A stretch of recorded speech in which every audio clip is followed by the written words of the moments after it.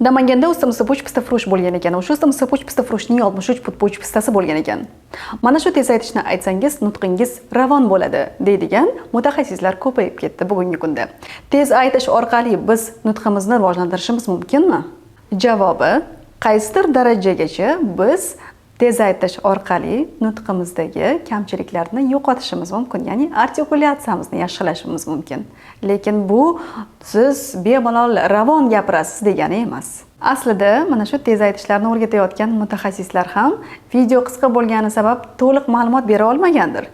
Keling, men sizga bu haqda to'liqroq aytib o'taman.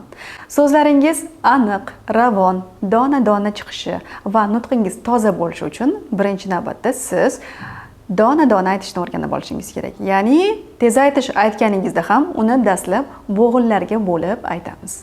Masalan, na, man, gan, da. Ahamiyat bering, har bitta harfni siz dona-dona aytishingiz kerak. Va e'tibor bering, so'zlaringiz aniq, ravon eshitilsin. Ana shundagina siz tez aytishni to'g'ri ayta olasiz. Dastlab kichik tezlikda boshlaymiz. Na, man, gan, da. Mana shunday boshlaymiz va uni tezlashtirib boramiz. Namanganda usta Muso puch. Namanganda usta Muso puch.